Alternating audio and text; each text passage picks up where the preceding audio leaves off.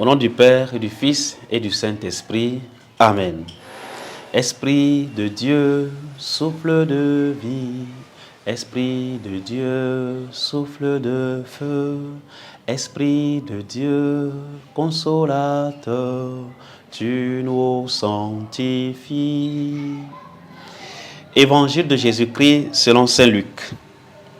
Quand fut accompli le temps prescrit par la loi de Moïse pour la purification, les parents de Jésus l'amenèrent à Jérusalem pour le présenter au Seigneur, selon ce qui est écrit dans la loi.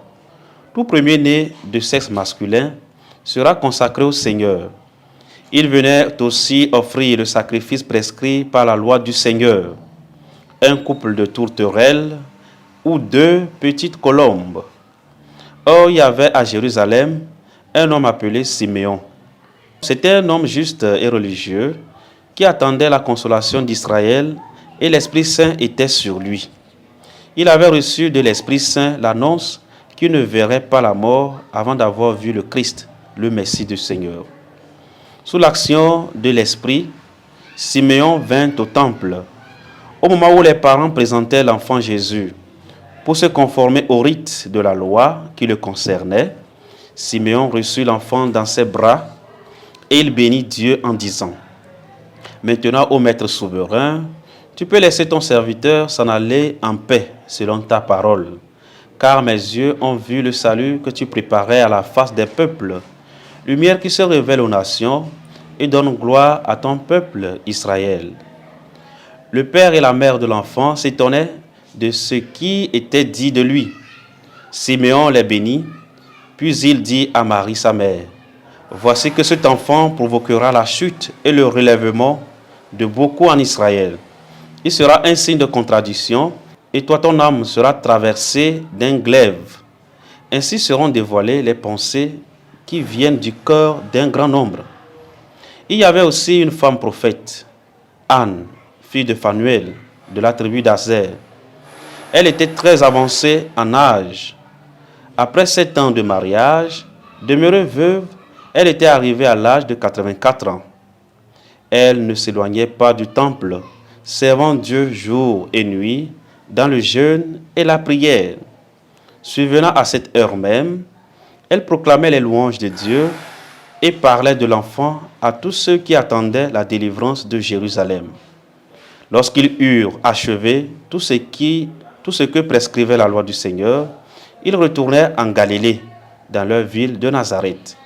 L'enfant, lui, grandissait et se fortifiait, rempli de sagesse, et la grâce de Dieu était sur lui. Acclamons la parole de Dieu.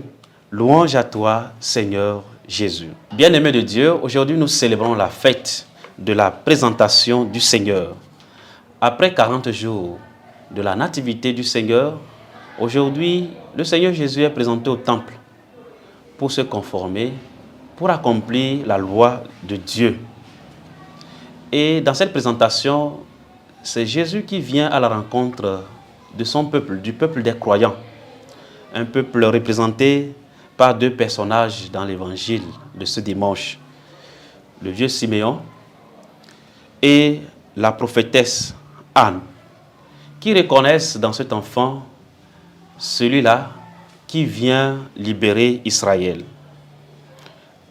Les parents de Jésus, Joseph et Marie, accomplissent donc le rite qui était prescrit dans la parole de Dieu. Ils se conforment aux Saintes Écritures. C'est une invitation pour nous à savoir obéir à ce que le Seigneur nous enseigne, ce qui est contenu dans la parole de Dieu. Même le Fils de l'homme a obéi à la loi du Seigneur. Et nous, qui sommes des hommes, nous sommes appelés à aimer davantage cette loi du Seigneur. La loi du Seigneur doit être notre joie, notre fierté, ce qui nous fait vivre. Aussi, dans ce qui est dit de cet enfant, nous voyons la révélation qui est donnée à travers Siméon, qui proclame au Maître souverain : « Tu peux laisser ton serviteur s'en aller, puisqu'il a vu désormais la gloire de Dieu. » La prophétesse Anne également s'émerveille en voyant le Fils de Dieu. Nous sommes appelés à savoir découvrir le Fils de Dieu qui agit en nous. Nous sommes appelés à savoir découvrir la présence de Dieu en nous. Est-ce que nous sommes capables de nous émerveiller de voir la gloire de Dieu qui agit dans nos vies, dans l'Église, dans les personnes qui nous entourent. Et Jésus est rempli de cette grâce qui vient de Dieu lui-même. L'enfant, dit Saint Luc à la fin de son évangile, lui grandissait et se fortifiait, rempli de sagesse, et la grâce de Dieu était sur lui. En ce jour, nous prions aussi pour les personnes consacrées. C'est la journée de la vie consacrée. Nous prions pour les personnes qui ont tout laissé, qui dédient, qui consacrent leur vie pour la cause des autres, pour la cause du royaume des cieux. Nous tous, comme baptisés, nous sommes appelés à être des fils de la lumière, à témoigner de cet enfant Jésus qui est venu nous libérer à travers notre vie. Savoir reconnaître Dieu qui agit dans notre vie et porter cette lumière, cette flamme à travers notre vie, à travers le monde entier, pour que les hommes et les femmes de ce monde puissent reconnaître que Jésus est le Fils de Dieu. C'est celui qui vient libérer le peuple de ses péchés. Nous allons demander au Seigneur, à travers la célébration de cette fête, la capacité à être lumière pour le monde, puisqu'un des symboles qui est utilisé en ce dimanche, c'est la lumière. Le Christ est la lumière du monde, celui-là qui vient donner la lumière pour briller dans les ténèbres de nos vies. Nous terminons en priant et en invoquant le Seigneur. Dieu éternel et tout-puissant, Dieu de majesté, nous t'adressons cette prière, puisque ton Fils unique, ayant pris notre chair, fut en ce jour présenté dans le temple, fait que nous puissions, avec une âme purifiée, être présentés devant toi. Par Jésus-Christ, ton Fils, notre Seigneur, qui vit et règne avec toi, dans l'unité du Saint-Esprit, Dieu, pour les siècles des siècles.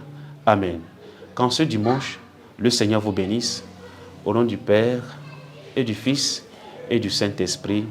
Amen.